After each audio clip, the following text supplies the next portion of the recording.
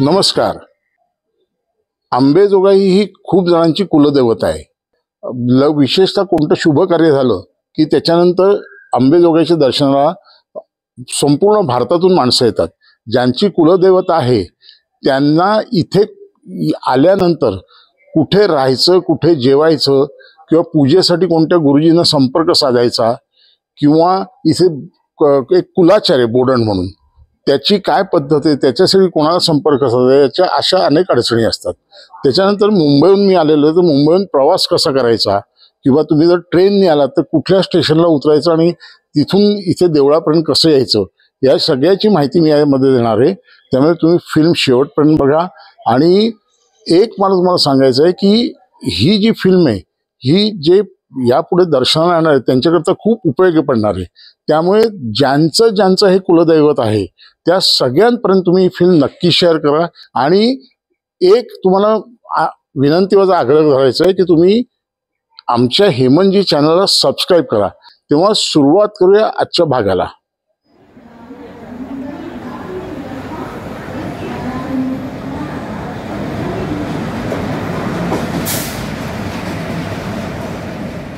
अंबेजोगाईला जाण्यासाठी मी मुंबईतून निघालेलो आहे. मुंबईत दादरला साधारण 9:15च्या सुमारास एक लातूर एक्सप्रेस म्हणून ट्रेन येते. ही व्हाया ठाणा, कल्याण, कर्जत, लोणावळा असे हॉल्ट घेत पुण्याला रात्री 12:30 वाजता पोचते आणि लातूरला सकाळी 6:30ला पोचते.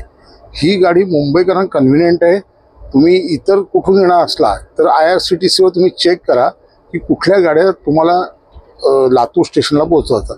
आता आपण लातूर स्टेशनला उतरल्यानंतर तिथून कुठले मार्ग आहेत, कुठले प्रवासाचे साधन आहेत ते बघून आपण अंबेजोगाईला जाऊ.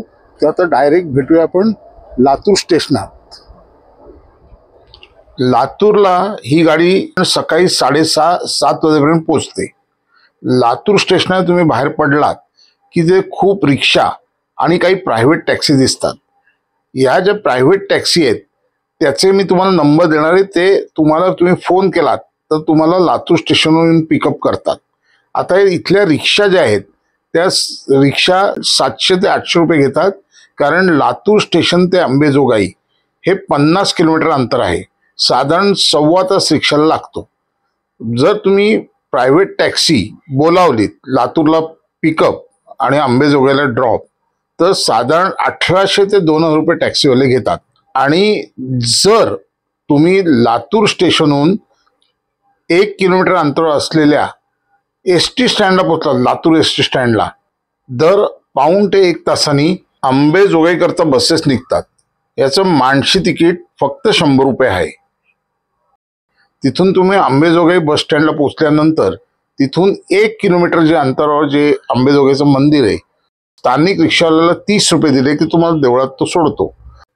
अजून एक गोष्ट इथे नमूद करायची आहे की परळी हे जे स्टेशन आहे हे अंबेजोगाईपासून 25 किलोमीटर अंतरावर आहे. जर तुम्ही परळी स्टेशनवर येणारी गाडी पकडलीत तर तिथून पण या सगळ्या सोयी आहेत.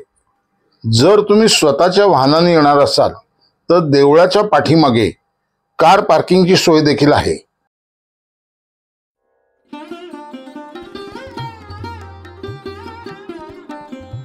अंबेजोगाई हे मराठवाड्यातील बीड जिल्ह्यात आहे. इथे ही जी मुख्य कमान आहे त्यातून आत गेल्यानंतर तुम्हाला पूजा अर्चा किंवा ओटीचं सर्व सामान मिळणारे अनेक दुकानं दिसतील. अंबेजोगाई ही 3.5 शक्तिपीठांपैकी एक असल्यामुळे याचे अनन्यसाधारण महत्त्व आहे. मंदिर उत्तराभिमुख असून हेमाडपंथी शैलीत बांधलेलं आहे.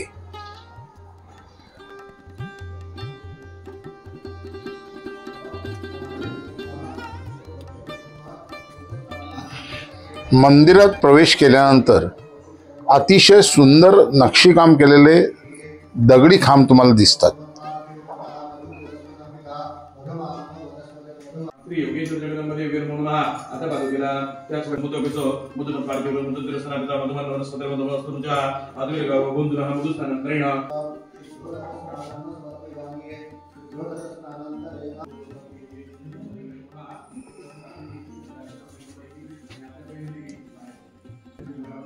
तुम्हाला काही जळणार येऊ नये.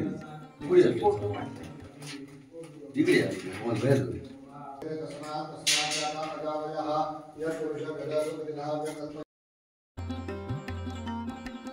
हे मंदिर ऋग्वेद काळापासून आहे असे मानले जाते. याच्या कळसावर अतिशय सुंदर सुबक अशा देवदेवतांच्या मूर्ती आहेत. कोकणातल्या चित्पावनांची ही कुलदेवी आहे. आता कोकणातल्या चित्पावनांची कुलदेवी मराठवाड्यात कशी, असा प्रश्न मी इथल्या गुरुजींना विचारला असता त्यांनी एक कथा सांगितली. त्या कथेनुसार योगेश्वरी देवीचा विवाह परळी येथील वैजनाथांबरोबर ठरला. सर्व वऱ्हाडी मंडळी परळीला निघाली, परंतु मुहूर्ताची वेळ टळून गेली आणि हा विवाह झालाच नाही आणि देवी कुमारिकाच राहिली. त्याच्यानंतर योगेश्वरी देवीने इथेच वास्तव्य करायचा निर्णय घेतला.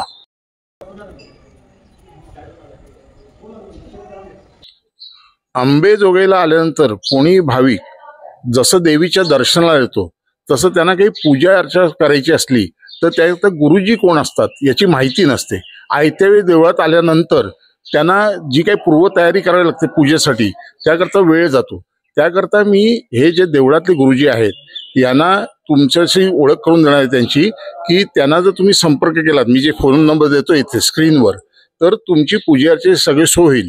तर मी आता एकेकाची तुम्हाला ओळख करून देतो. गुरुजी आपलं नाव? मोहित दीपक पाठक. आपलं नाव? सागर गजानन केजकर. आपलं? गजानन शामराव आवसेकर. पुरुषोत्तम प्रकाशराव आवसेकर. तुम्ही काय काय करता इथे? आपल्या इथं मंदिरामध्ये देवीला आपण अभिषेक करतो, त्यानंतर देवीचा महानैवेद्य, त्यानंतर सवाष्ण ब्राह्मण कुमारिका भोजन, प्रसादाचं भोजन, त्यानंतर कोकणस्थानमधला जो मुख्य कुलाचार आहे ज्याला आपण बोडण म्हणतो, बोडणाची पण सोय गुरुजींकडे असते. त्यानंतर राहण्याची वगैरे सोय सुद्धा आम्ही प्रोव्हाइड करतो. आपल्याकडे जरी बुकिंग नसेल तरी आम्ही लॉजेसचे वगैरे नंबर प्रोव्हाइड करून राहण्याची सुद्धा सोय आम्ही उपलब्ध करून देतो.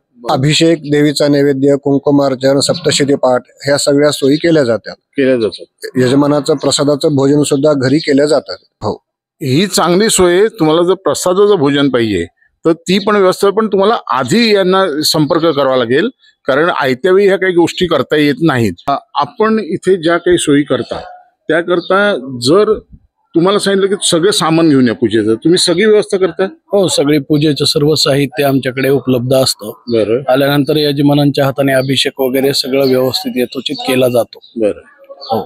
अच्छा. आणि तुम्हाला मला विचारायचं की जे एखादे परदेशी लोक हल्ली बरेच असतात, त्यांना एका विशिष्ट तारखेला किंवा काही वाढदिवस असतो, काय अभिषेक करायचा असला तर त्यांच्या वतीने तुम्ही करता का? हो, त्यांच्या वतीने करतो. त्यांचं नाव, पत्ता आणि गोत्र आपण व्हॉट्सअप वरती घेतो. बरं. आणि त्यांच्या वतीने इथे बसून श्रीसुक्ताचा अभिषेक करून त्यांना एक छोटीशी क्लिप पाठवण्याचा प्रयत्न करतो किंवा फोटो पाठवण्याचा प्रयत्न करतो आम्ही, आणि त्याच्या माध्यमातून आम्ही त्यांची पूजा इथे अर्चन करून घेतो देवीच्या चरणी. हो. तर ह्या काही चांगल्या सोयी आहेत. कारण परदेशात लोक असतात किंवा इव्हन महाराष्ट्रात जरी दूर किंवा भारतात कुठे असले त्यांना एवढ्या लांब येणं जमतच असं नाही, पण इच्छा असते मनोमन की हे सर्व धार्मिक विधी आपल्या वतीने व्हावे. त्याकरता तुम्ही यांच्याशी संपर्क साधा. मी जे फोन नंबर दिलेत. धन्यवाद गुरुजी. हो, धन्यवाद. धन्यवाद.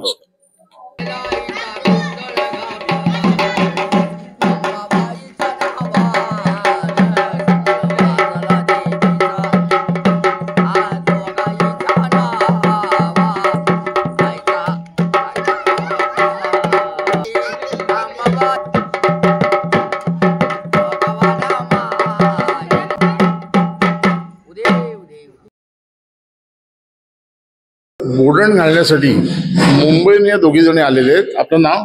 अपर्णा प्रसाद मोडक. आपलं? शिल्पा हर्षद मोडक. माझं आणि माझ्या जावेचं, आमच्या दोघींचंही लग्न 2000 साली झालं. आता 2025 साली आमच्या दोघींच्याही लग्नाला 25 वर्ष पूर्ण झाली. त्या निमित्ताने आम्ही आंबेजोगाईला येऊन हे बोडण देवीचं घालत आहोत. माझं नाव पूजा अमेय जोशी. मी डोंबिवलीहून आली आहे. बरं. आणि काय उद्देश म्हणजे तुमचा आज बोडण घालण्यामध्ये काय उद्देश आहे? ऍक्च्युली आमच्या लग्नानंतर बोडण झालं नव्हतं, मग आता आम्ही असं निमित्त केलंय की आता बोडण हे करून घेऊया. ह्यांनी सांगितली माहिती सगळी कशी असते, काय असते, म्हटलं आता करून घेऊ. बोडण हा जो विधी आहे तो करण्यासाठी लोकांना त्यातली माहिती नसते. त्याचा अंबेजोगाईमध्ये या माझ्याबरोबर आहेत गौरी जोशी आणि सुप्रिया सोमण, त्या दोघी संपूर्ण व्यवस्था बघतात. तर वही तुम्ही काय काय व्यवस्था इकडे करता? इथे आम्ही बोडणाची पूर्ण तयारी म्हणजे नैवेद्य काय असतो तो, नंतर दही दूध तूप मध हे सगळं, नंतर सवाष्णी बोलवणं, कुमारिका बोलवणं आणि नैवेद्य वाढवून सगळं परातीत वगैरे सगळा नैवेद्य वाढावा लागतो ना. 5 पोळ्यांवर म्हणजे जसं बोडण असेल, 1 बोडण असेल तर 5 पोळ्या, 2 असतील तर 10 पोळ्या. किती बोडणं आहेत? आज 2 वेगवेगळी बोडणं आहेत. बरं. हा, मला एक सांगा, या बोडणासाठी जे लोक येतात बोडण घालण्यासाठी त्यांच्याकडनं त्यांनी काय काय व्यवस्था करायची असते? बोडण्यासाठी येणाऱ्या लोकांनी येताना फक्त त्यांची अन्नपूर्णा देवी आणि त्यांच्या ज्या सवाष्णी आणि कुमारिका असतील त्यांचं ओटीचं घेऊन यायचं. बाकी सगळी तयारी बोडण्याची आम्ही तयार ठेवू. मग किती सवाष्णी आणि कुमारिका लागतात एका बोडणाला? एका बोडणाला 3 सवाष्णी आणि 1 कुमारिका लागते. या सगळी व्यवस्था तुम्ही बघता? ती सगळी व्यवस्था आम्ही बघतो. 2 बोडणं असतील तर 7 सवाष्णी आणि 2 कुमारिका बोलवतो. बर. तर ही अतिशय चांगली गोष्ट आहे. बोडण घालण्यासाठी मुंबईहून तुम्ही किंवा कुठूनही जेव्हा येता तेव्हा ही सर्व व्यवस्था करणं शक्य नसतं. कुमारिका किंवा सवाष्णी संपूर्ण व्यवस्था या दोघी बघताय. या दोघींचे टेलिफोन नंबर मी देणार आहे. तुम्ही ते सगळी त्या नंबरवर कॉन्टॅक्ट करा. आणि वर्षभरात कोणत्या महिन्यात करत नाही तसे? चैत्र महिन्यात करत नाही, पौष महिन्यात करत नाही आणि चातुर्मासाचे 4 महिने, म्हणजे एकंदर 6 महिने करत नाही, 6 महिने करतात. बरं. आणि कोणत्या वारी असतं काही असतं का? नाही, मंगळवार शुक्रवार रविवार, फक्त अमावस्या आणि चतुर्थीला साधारण करत नाही. आणि आम्ही इथे ऑनलाईन पण बोडणं करतो की परदेशातून सुद्धा लोक आम्हाला बोडणं करायला सांगतात आणि आम्ही व्हिडिओ कॉल करून त्यांना दाखवतो. ही चांगली सोय आहे. तुम्ही नक्की यांच्याशी संपर्क साधा. धन्यवाद वहिनी. धन्यवाद. धन्यवाद. अंबेजोगाईमध्ये देवळाच्या जवळ चांगली सोय असणारं जे एक भक्त निवास आहे ते माझ्या मागे तुम्ही बघू शकत असाल. हे जे भक्त निवास आहे ते अंबेजोगाई भक्त निवास न्यास पुणे आणि चित्पावन ब्राह्मण संघ मुंबई यांच्या संयुक्त विद्यमाने झालेलं आहे. याचे मी टेलिफोन नंबर देतोय. याचं बुकिंग तुम्ही फोनद्वारेच करू शकता. ऑनलाईन बुकिंग होत नाही, यांची सिस्टम नाही आहे. इथे फक्त फोन करा. हे नेहमी वर्षभर एकदम फुल असतं. याच्या सोयी खूप चांगल्या आहेत. खोली प्रशस्त आहे, स्वच्छ आहे. इथे जेवणा नाश्त्याची पण सर्व सोय होते. त्यामुळे आणि सकाळी मला एक वैशिष्ट्य इथलं वाटलं की तुम्हाला सकाळी 5:30 वाजल्यापासून गरम पाणी रूममध्ये सोलरच्या नळाद्वारे मिळतं. एकदम चांगली व्यवस्था आहे. देवळाच्या जवळ असल्यामुळे याचा खूप फायदा आहे. बाकी हॉटेल्स वगैरे जी आहेत ती सर्व देवळापासून खूप लांब आहेत. त्यामुळे तुम्ही 2 मिनिटात चालत देवळात जाऊ शकता. अतिशय उत्तम, म्हणजे लोकेशन ह्या भक्त निवासचं खूप चांगलं आहे, कारण आजूबाजूचा परिसर वगैरे एकदम शांत आहे आणि खूप स्वच्छता वगैरे असं खूप पाळलं जातं इथे. नीटनेटकेपणा, स्वच्छता आणि जेवण विचाराल तर सुंदर, म्हणजे अतिशय चविष्ट. नाही, चार्जेस तर फारच रिझनेबलच आहेत, म्हणजे कारण AC रूमचे 1300 आणि नॉन ACचे फक्त 600 रुपये. सो हॉटेलशी जर कम्पेअर केलं तर खूपच छान आहे. आणि लिफ्टचा ऍडव्हान्टेज वाटतं? हो, लिफ्टचा ऍडव्हान्टेज आहे, कारण खाली कार पार्क केल्यानंतर सामान वरती नेण्यासाठी फार ऍडव्हान्टेज आहे. आणि दुसरं म्हणजे ह्या भक्तनिवासचं लोकेशन खूप छान आहे की देवीच्या देवळापासून 1 मिनिटावर आहे, अक्षरशः 1 मिनिटावर चालत आहे. या भक्तनिवासात अगदी घरगुती पद्धतीने साधं जेवण मिळतं. इथे त्यांनी कटाची आमटी, पालकाची पातळ भाजी, उकडलेली बटाट्याची भाजी, वरण भात, सोबत साजूक तूप पण ठेवलाय. गरम गरम पोळ्या मगाशी आपण बघितल्या बनवताना. काकडीची कोशिंबीर, चटणी आणि लिंबू असा साधा मराठमोळा घरगुती पद्धतीचा बेत आहे. एकंदरीत जेवण इथलं खूप चांगलं आहे. त्यामुळे तुम्ही जर अंबेजोगाईत आलात तर यांना आधी येऊन सांगितलं तर इथे तुम्ही जेवू शकता. इथे राहायला पाहिजे कंपल्सरी अशी त्यांची अट नाही आहे. आणि इव्हन सकाळी इथे ब्रेकफास्ट असतो, पोहे, साबुदाणा खिचडी असा. तुम्ही रात्रीचंही जेवण असेल तर इथे घ्या, देवळाच्या अगदी जवळ आहे.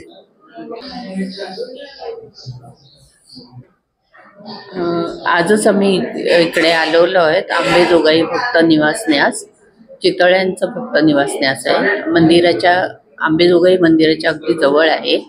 आणि रूम प्रशस्त, हवेशीर, स्वच्छ आहेत आणि इथले जे मदत करणारी लोक आहेत ती पण खूपच चांगली आहेत. आमचा अनुभव आत्तापर्यंत चांगलाच आहे आणि जेवणाची सोय वगैरे पण इकडे खूप चांगली आहे.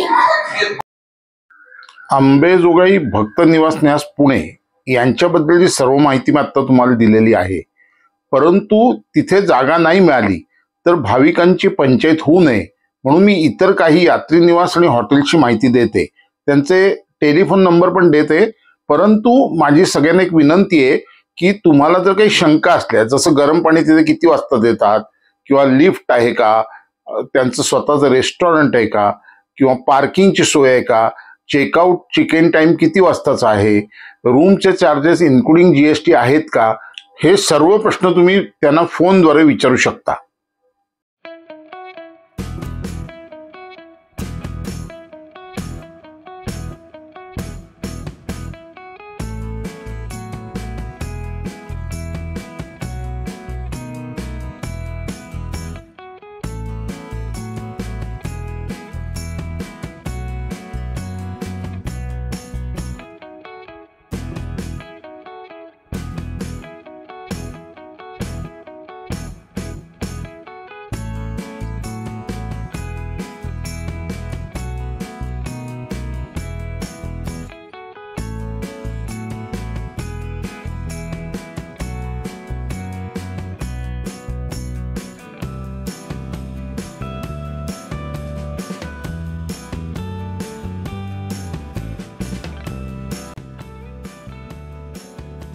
अंबेजोगाई देवळाच्या जवळपास कोणतीही रेस्टॉरंट्स मला दिसले नाहीत. जी काही थोडीफार रेस्टॉरंट्स आहेत ती 1 ते 2 किलोमीटर लांब आहेत. त्यामुळे मी इथे एक बल्लू मामाची पुरी भाजी आणि खिचडी असे एक ठिकाण शोधून काढलं. तर हे मी खाऊन बघतो.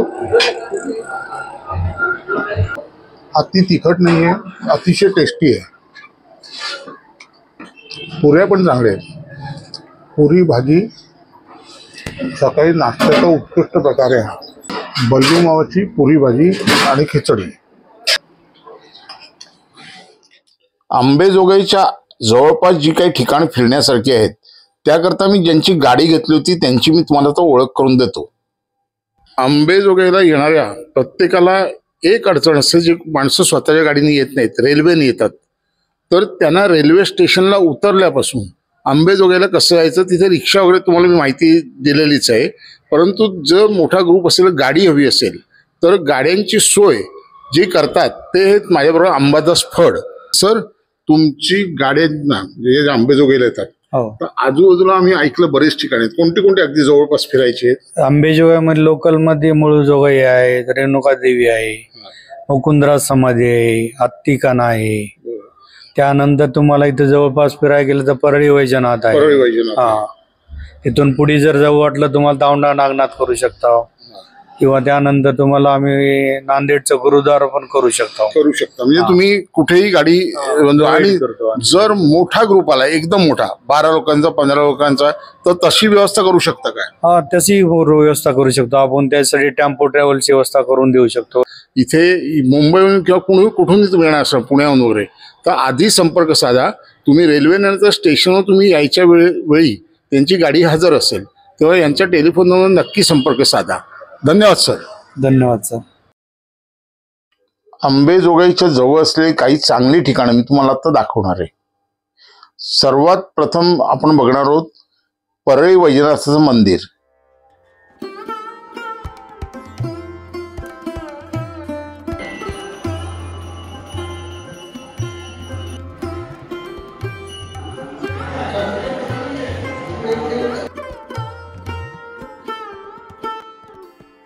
परळी वैजनाथापासून 7 ते 8 किलोमीटरवर डोंगर तुकाईचं एक मंदिर आहे. या मंदिराचं वैशिष्ट्य म्हणजे या मंदिरात खाली एक 5 फूट एवढ्या रुंदीची गुहा आहे. जेमतेम एक माणूस खाली जाऊ शकेल एवढीच त्याला जागा आहे. या गुहेत नृसिंह सरस्वती महाराज यांनी 1 वर्ष वास्तव्य केले होते. अंबेजोगाईला आल्यानंतर रेणुकादेवीचं मंदिर आणि मूळ जोगाईचं मंदिर हे तुम्ही नक्की बघा. मूळ जोगाईच्या मंदिरात आल्यानंतर तेथील पुजाऱ्यांनी आम्हाला एक कथा सांगितली.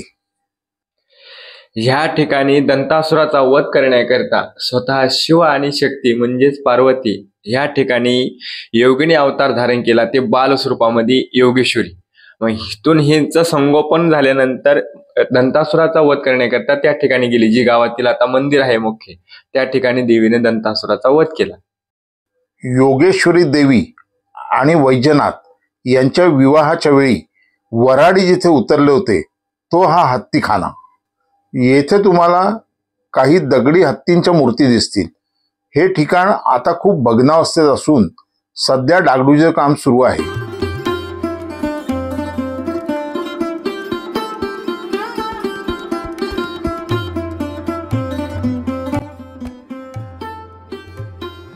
अंबेजोगाईमध्ये आद्य कवी मुकुंदराज यांची एक समाधी आहे.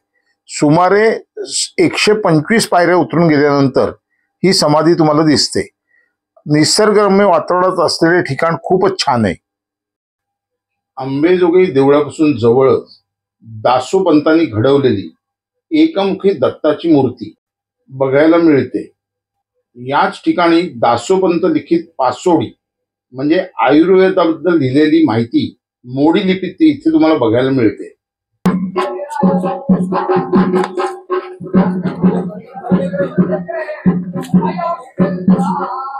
तुम्हाला अंबेजोगाईची सर्व माहिती करून देणार हा भाग कसा वाटला ते कमेंट्स करून आम्हाला नक्की सांगा.